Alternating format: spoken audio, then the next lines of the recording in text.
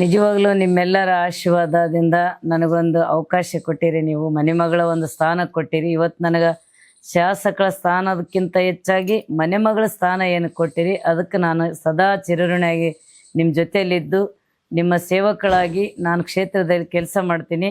ನನಗೆ ಕೊಟ್ಟಂಥ ಅವಕಾಶದಲ್ಲಿ ನನಗೇನು ಆಗ್ತದ ದೇವ್ರ ಕ್ಷೇತ್ರಕ್ಕೆ ಒಳ್ಳೇದು ಮಾಡೋದು ಎಲ್ಲ ಕೆಲವೊಂದು ಈಗ ನೋಡ್ರಿ ಸುಮಾರು 200 ಕೋಟಿ ಅನುದಾನವನ್ನು ನಾನು ಪ್ರತಿ ತಾಲೂಕಿಗೆ ಎಲ್ಲ ಮೂಲಭೂತ ಸೌಕರ್ಯಗಳಿಗೆ ಶಾಲೆಗಳಿಗೆ ಎಲ್ಲ ಕೊಟ್ಟೀನಿ.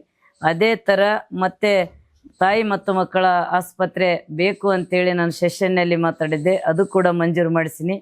ಮತ್ತೆ ಒಂದು 4 ಸಮುದಾಯ ಆರೋಗ್ಯ ಕೇಂದ್ರಗಳ ಕೂಡ ಮಂಜೂರು ಮಾಡಿಸಿನಿ. ಮತ್ತೆ 1-2 ಸಮುದಾಯ ಆರೋಗ್ಯ ಕೇಂದ್ರಗಳಾಗಿ ಮೇಲ್ದರ್ಜೆಗೇರಿಸಂಥದ್ದು ಗಬ್ಬೂರಲ್ಲಿ ಕೂಡ ನಾನು ಪ್ರಯತ್ನ ಮಾಡಿ ಅಲ್ಲಿ ಕೂಡ ಸ್ಯಾಂಕ್ಷನ್ ಮಾಡಿಸಿನಿ.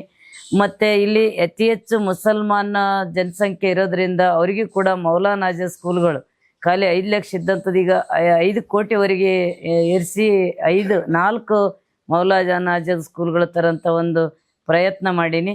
ಅದಲ್ಲದೆ ಹಾಸ್ಟೆಲ್ಗಳು ಕೂಡ ನಾನು ಸೆಷನ್ನಲ್ಲಿ ಗಮನ ಸೆಳೆದು ಅದು ಕೂಡ ತಂದೀನಿ. ಮತ್ತು ರೈತರಿಗೆ ಕೆಲವು ಕರೆಂಟಿನ ಸಮಸ್ಯೆ ಇರೋದ್ರಿಂದ ಎಲ್ಲ ಒಂದು 4 ಸಬ್ಸ್ಟೇಷನ್ಗಳು 100 KVದು 110 KVದು ಮತ್ತು 200 KVದು ಇವು ಕೂಡ ಸ್ಯಾಂಕ್ಷನ್ ಮಾಡ್ಕೊಂಬಂದು ಈಗ ಟೆಂಡರ್ ಹಂತದಲ್ಲಿ ಅದಾವ. ಸುಮಾರು ಕೆಲಸಗಳನ್ನು ನಾನು ದೇವ್ದಕ್ಕಾಗಿ ನಾನು ಕೂಡ ನನ್ನ ಹೋರಾಟನ ಮಾಡಿ ಅಲ್ಲಿ ಒಂದು ಅತಿಥಿ ಶಿಕ್ಷಕರ ಬಗ್ಗೆ ರಾಜ್ಯದ ಎಲ್ಲರ ಗಮನ ಸೆಳೆದು ಇವತ್ತು ಅವರಿಗೂ ಕೂಡ ಒಳ್ಳೆ ಅನುಕೂಲಗಳನ್ನ 1-2 ಸಾವಿರ ರೂಪಾಯಿ ಹೆಚ್ಚಿಗೆ ಆಗಂಥದ್ದು ಕೂಡ ನಾನು ಮಾಡೀನಿ. ಮತ್ತೆ ಕ್ಷೇತ್ರದಲ್ಲಿ ಒಂದಲ್ಲ ಎರಡಲ್ಲ ಸಾಕಷ್ಟು ಈಗೇನು ಫೈರ್ ಸ್ಟೇಷನ್ ಇರ್ಬೋದು, ಅದು ಕೂಡ ಇಲ್ಲಿ ಪೊಲೀಸ್ ಕಾಲೋನಿಯಲ್ಲಿ ನಾನು ಇರೋದ್ರಿಂದ ಆ ಪೊಲೀಸ್ ಮಕ್ಕಳನ್ನ ನೋಡೋದು ಭಾಳ ನಾನು ದಿನನಿತ್ಯ ಅಡ್ಡಾಡೋಂಥ ಸಂದರ್ಭದಲ್ಲಿ, ಯಾಕಂದ್ರೆ ಇಷ್ಟೇ ಚಿಕ್ಕ ಕ್ವಾರ್ಟರ್ಸ್ನಲ್ಲಿ ಅವ್ರು ವಾಸ ಮಾಡೋಂಥದ್ದು ನಾನು ನೋಡ್ತಾ ಇದ್ದೆ. ಹಂಗಾಗಿ ಜಿ ಪರಮೇಶ್ವರ್ ಸಾಹೇಬ್ರಿಗೆ ಹೋಗಿ ಭೇಟಿಯಾಗಿ ಅಲ್ಲಿ ಕೂಡ ಒಂದು ಅಪಾರ್ಟ್ಮೆಂಟ್ ಕೊಡಬೇಕು ಅವರಿಗೆ ಅಂತೇಳಿ ಅದನ್ನ ಮಾಡಿ ಈಗಾಗಲೇ ಕೆಲಸ ಒಂದು ಪ್ರಗತಿಯಲ್ಲಿ ಅದ.